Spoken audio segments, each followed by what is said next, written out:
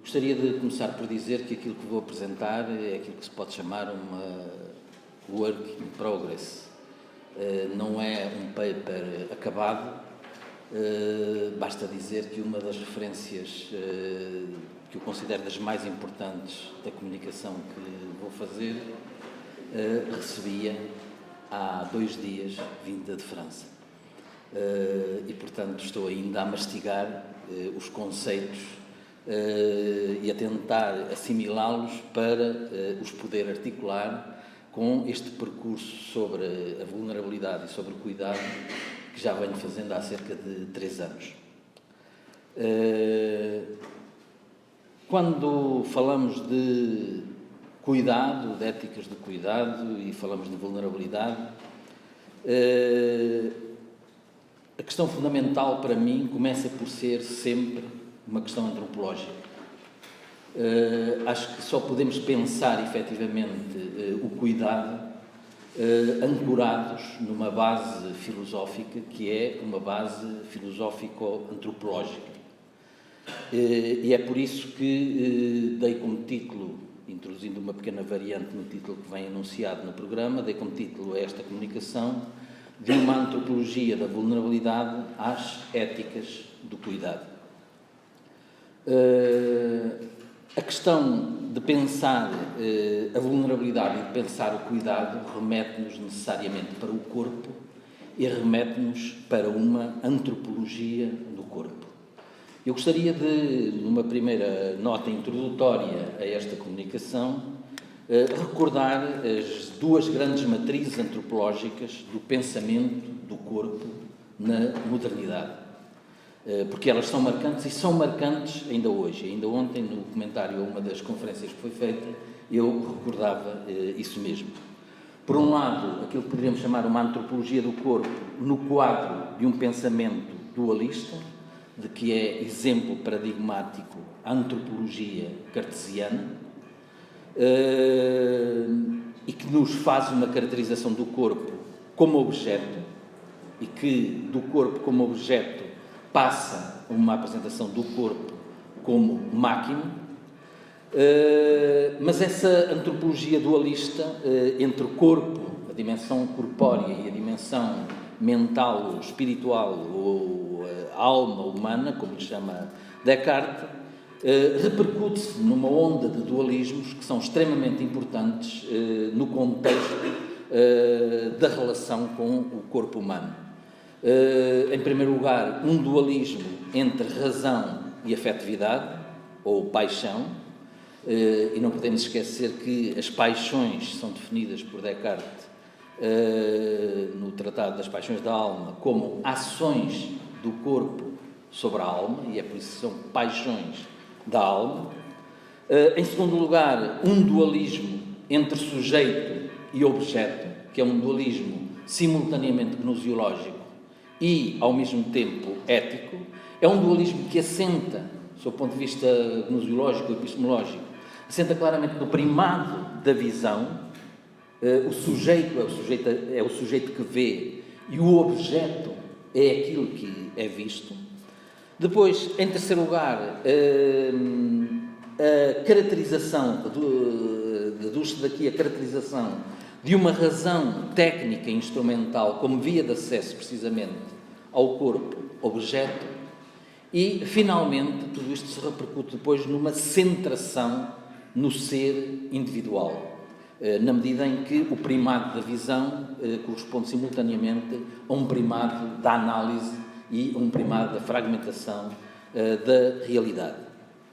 A esta matriz antropológica cartesiana contrapõe-se ainda no século XVII e com reformulações ou consequências nos séculos seguintes, uma antropologia do corpo formulada no quadro de um pensamento unificador e monista, de que é exemplo paradigmático a antropologia de Spinoza, e que caracteriza precisamente o ser humano a partir da sua unidade, não como 2 substâncias, um dualismo substancial entre corpo e alma, mas corpo e ideia de corpo, como sendo apenas modos de uma única substância, Também as emoções e as paixões são pensadas a partir desta perspectiva, como variação da pulsão da vida e da potência de agir do homem, reaproximando desta forma razão e afetividade,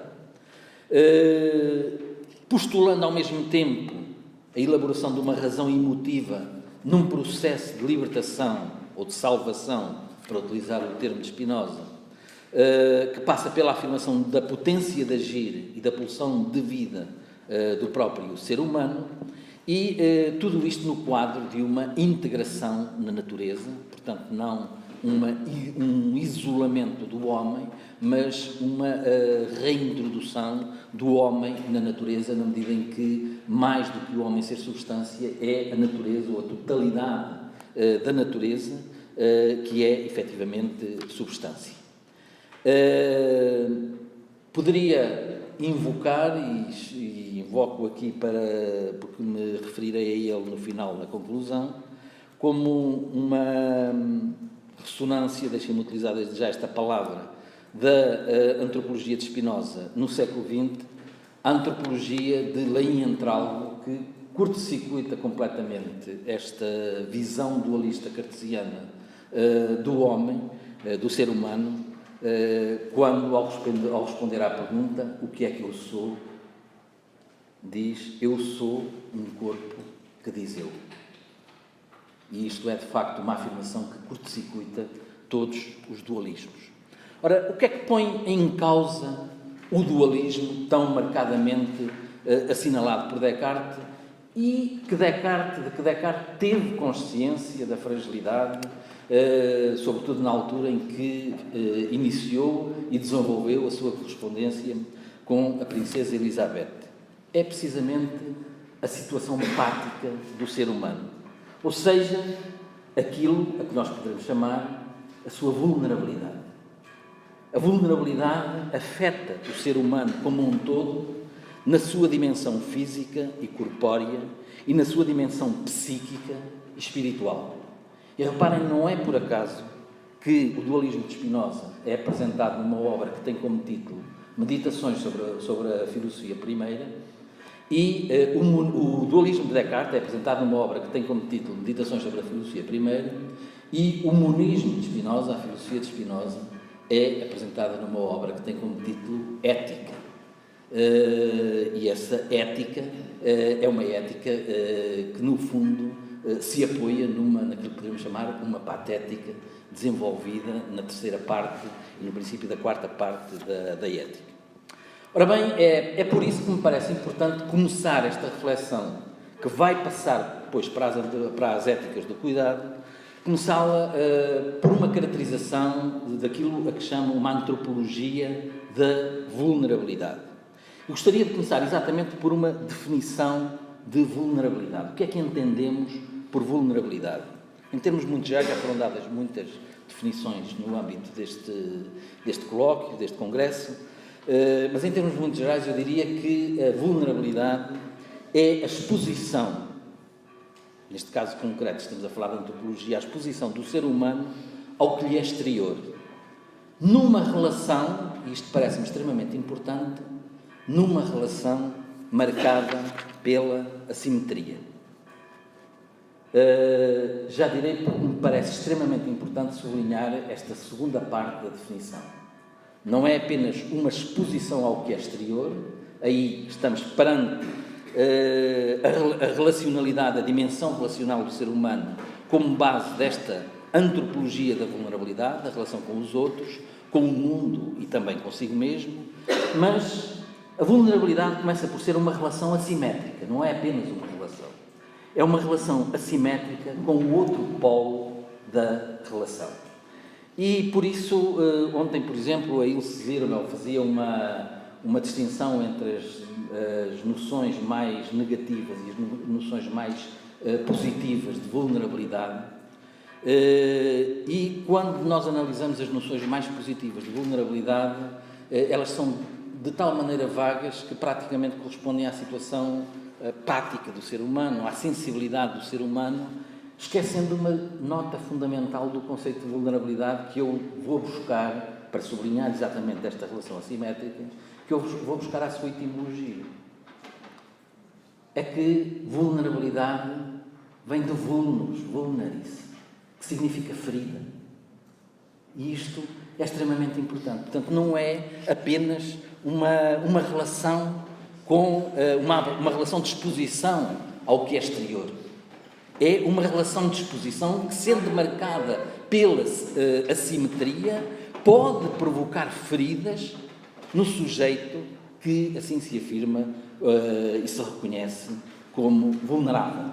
Isso significa que há seres que estão numa situação de poder, podem fazer, podem ser, podem sorrir, podem falar, podem ser felizes, mas há seres que estão nessa relação com o poder numa situação de debilitação desse mesmo poder ou desses mesmos poderes. O que significa que não há nem igualdade, nem reciprocidade.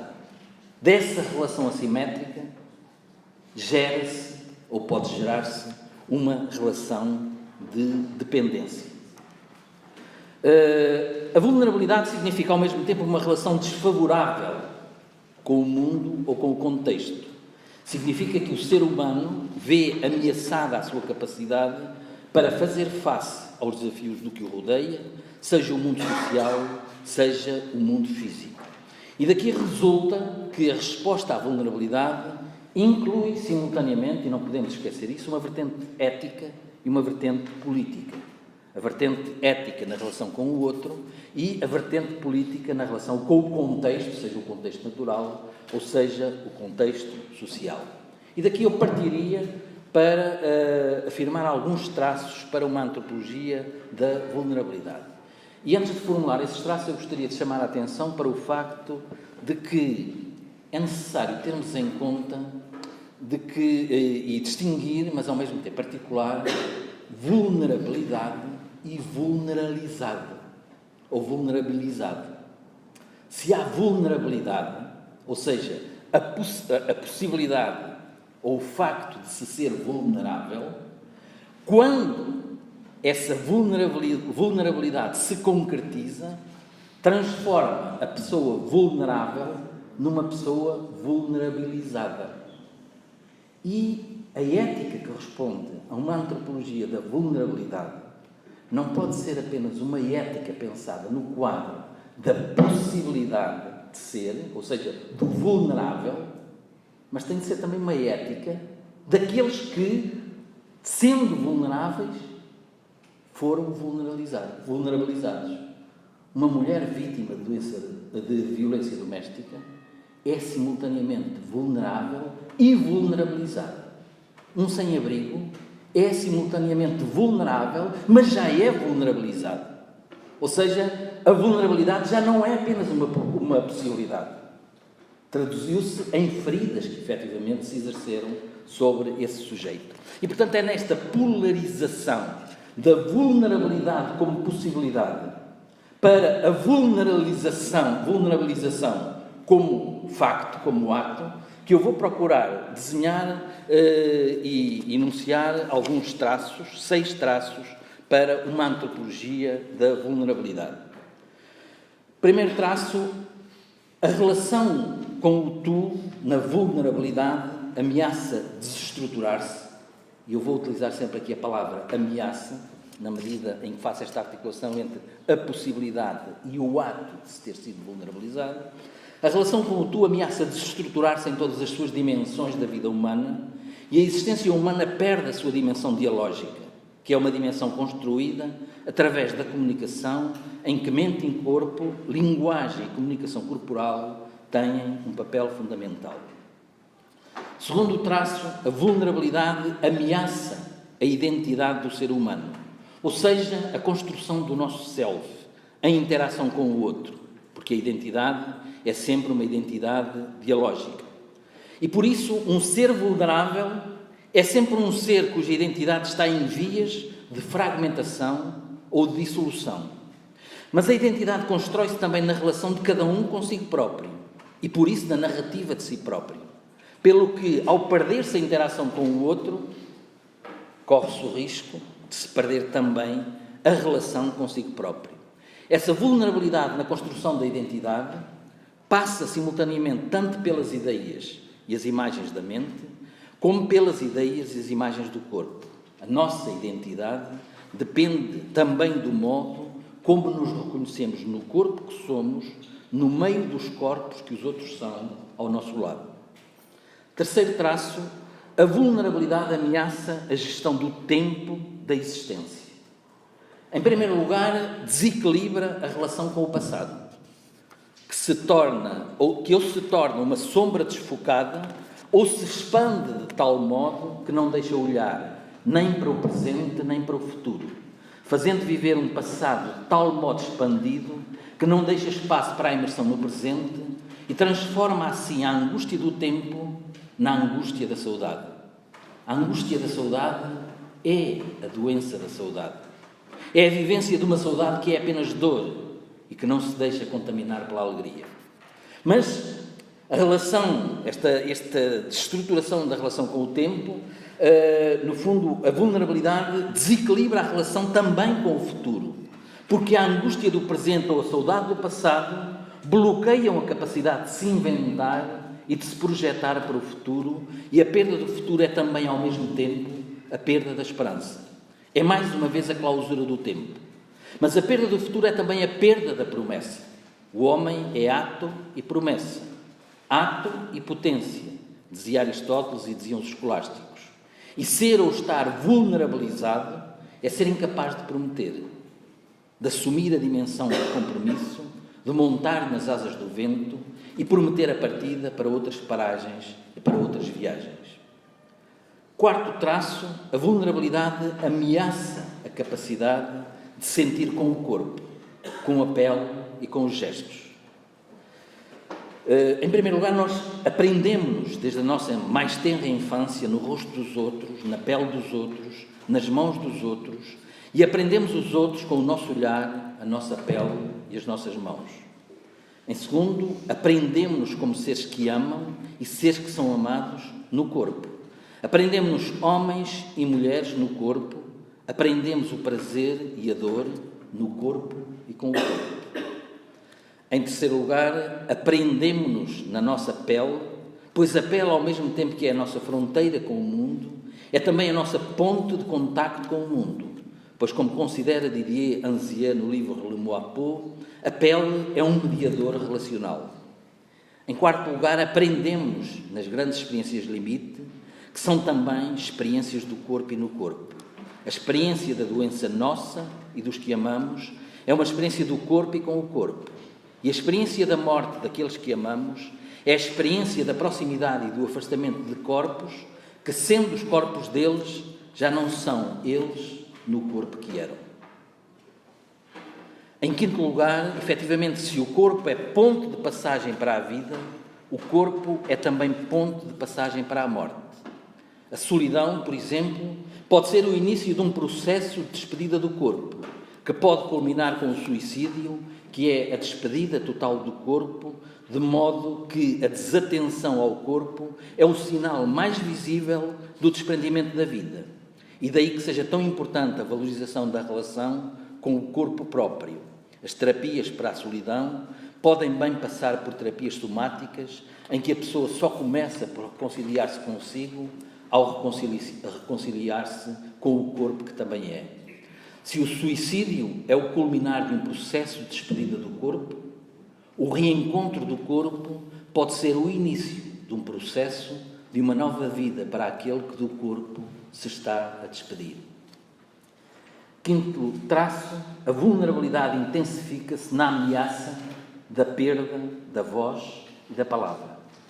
É pela voz e pela palavra que a existência humana se projeta, em primeiro lugar, para os outros, no campo simbólico que é a linguagem.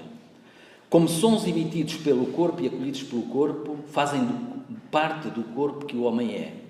Mas são, além disso, a possibilidade de inscrição do simbólico, a abertura do espaço do sentido e o percurso pelos seus caminhos e pelas suas clareiras. A privação da voz e da palavra é a privação de si e da capacidade de agir. Por isso, dar a voz a quem está em vias de a perder é, antes de mais, ser capaz de o escutar, de estimular o acontecimento do diálogo, de deixar que o outro fale na sua lentidão ou no seu ritmo apressado, tropeçando e caindo nas palavras, mas erguendo-se de novo, sempre e através das palavras. E à palavra, com a palavra se responde, pois na palavra a presença do corpo é também uma presença intensa. Não basta deixar falar ou falar para romper a solidão, por exemplo. É preciso falar com o peso, porque as palavras também pesam. Escutar o peso das palavras. Falar com calor, porque as palavras também aquecem. Escutar o calor das palavras. Descobrir a intimidade da voz. A voz pode chegar onde o olhar não chega ao mais íntimo de uma pessoa. Sentir a cumplicidade das palavras. E despir as palavras do ruído que não deixa espaço para o pensamento, para o acolhimento sereno, para o desatar da voz embargada do outro nos soluços da sua vulnerabilidade. Em sexto lugar, sexto e último traço desta antropologia da vulnerabilidade, que não esgota, obviamente, os traços dessa antropologia, o sentimento de vulnerabilidade na percepção da sua condição, seja a condição da doença, seja outra condição vulnerável, para além da dimensão física, tem uma dimensão biográfico-existencial, que se reflete, segundo Victor von Weizsäcker, em sentimento de vida contrariada, perda dos quadros referenciais habituais, perda do controle sobre si, isolamento profundo, dependência em relação aos outros, medo da morte iminente e alteração da consciência íntima do tempo. Estes são, portanto, alguns dos traços que eu gostaria de salientar, pensando depois nas formulações que vou fazer a seguir, daquilo que chamaria uma antropologia da vulnerabilidade. Destes traços eu retiraria algumas dimensões da vulnerabilidade e deduziria as vertentes axiais na resposta que lhes é dada. Desta antropologia da vulnerabilidade, resulta que podemos ver três dimensões na vulnerabilidade, resultando daí tipos de resposta diferentes, mas conjugáveis, num quadro terapêutico marcado por um novo ethos de resposta aos vulneráveis ou aos vulnerabilizados. E aqui apoio-me um pouco na reflexão de Danilo Martuchelli. A vulnerabilidade apresenta uma dimensão biológica, pode ser inerente a uma determinada situação do organismo da pessoa vulnerável e está por isso ancorada na nossa corporeidade, ou seja, no facto de sermos carne no mundo. Em segundo lugar, a vulnerabilidade apresenta uma dimensão existencial, marcada pela consciência da finitude da pessoa vulnerável, que define o horizonte da existência da pessoa vulnerável, o sentido dessa existência e também as brechas ou as fissuras nesse sentido. Finalmente, a vulnerabilidade apresenta uma dimensão social relacionada com um enquadramento social que a potencializa ou que potencializa a situação de vulnerabilidade e que faz com que a perturbação da relação com os outros desencadeie uma cadeia de efeitos na sociabilidade do ser humano que a vive.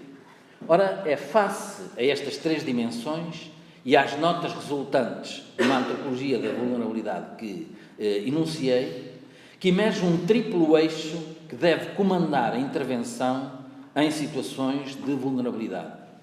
Por um lado, esse eixo reclama uma atenção ao outro que se pode refletir no conceito, que é o centro deste congresso, o conceito de cuidado. Por outro, esse eixo inflete-se para a vertente centrada na capacidade de agir do ser vulnerável, na sua preservação e potenciação, ou empowerment, que tem a ver com a sua interioridade, mas que também tem a ver com a sua corporeidade. E por outro lado ainda, em terceiro lugar, esse mesmo eixo inflete-se também para a vertente centrada na capacidade de autonomia, ou seja, agir de uma forma autónoma, isto é, de uma forma livre, o que implica a reconquista da liberdade. É no quadro destas dimensões e no quadro destas linhas axiais da resposta às situações de vulnerabilidade que nós podemos situar a emergência do cuidado como referência de éticas que respondem à situação de vulnerabilidade. E elas surgem exatamente pela constatação da dificuldade das éticas tradicionais em responderem a estas situações.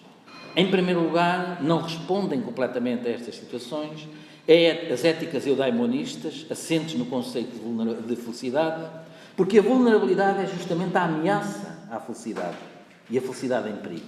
Mas também não respondem completamente às éticas meramente deontológicas, as éticas do dever, apenas assentes na intenção ou na boa vontade, pois a atenção ao vulnerável e aos mais vulneráveis dos vulneráveis implica que os limites meramente formais de um dever profissional sejam ultrapassados.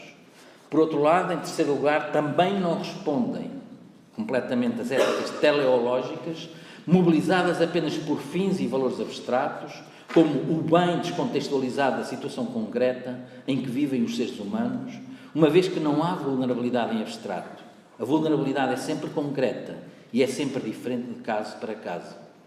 Note-se ainda, em quarto lugar, que as situações de vulnerabilidade também não respondem de maneira inteiramente satisfatória às éticas consequencialistas, atentas à felicidade do maior número, numa quantificação do deve e do haver, de ganhos e perdas, de maiorias e minorias.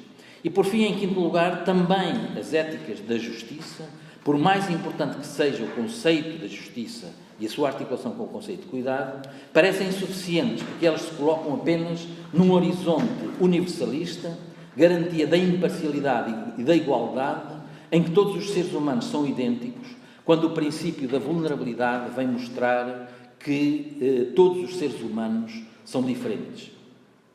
Como diz Fabiano Pogère, o ser humano não é apenas um sujeito de direitos, é também um sujeito de necessidades cujo desenvolvimento da potência de vida é impedido. Ao cuidado e à ética do cuidado, ou às éticas do cuidado, começou, como sabemos, como já foi dito, e aqui vou passar rapidamente, porque todos estes dados são dados que já foram mais que retomados ao longo de diversas conferências anteriores. Começou por dar voz nos anos 80, Carol Gilligan, ainda numa vinculação a um feminismo demasiado essencialista, e no quadro das suas investigações sobre a diferença de estruturação do juízo moral nos rapazes e nas raparigas. A esta ética do cuidado, outras autoras, como Joanne Tronto, vieram a precisar posteriormente os contornos de uma forma mais alargada e fora destes limites de um feminismo demasiado essencialista. Poderia também radicar-se filosoficamente a sua fundamentação, como também já foi recordado neste congresso, no capítulo 6 de Ser e Tempo, onde Heidegger define o cuidado como ser do Dasein, a partir da fábula 220 de Higino, poderiam encontrar-se outras bases para o seu desenvolvimento, quer na ontologia e na ética de Levinas, que também já foi evocado neste congresso, do ser como bondade, quer na forma como Paul Ricoeur aprofunda a natureza da solicitude em soi-même como un autre. Jean Tronto e Berenice Fischer definem o cuidado nestes termos. Uma atividade genérica que compreende tudo o que fazemos para manter, perpetuar e reparar o nosso mundo, de modo que possamos aí viver tão bem quanto possível. Este mundo compreende os nossos corpos, nós próprios e o que nos rodeia, elementos que no seu conjunto procuramos religar numa rede complexa como suporte de vida. Citei a definição completa porque me parece importante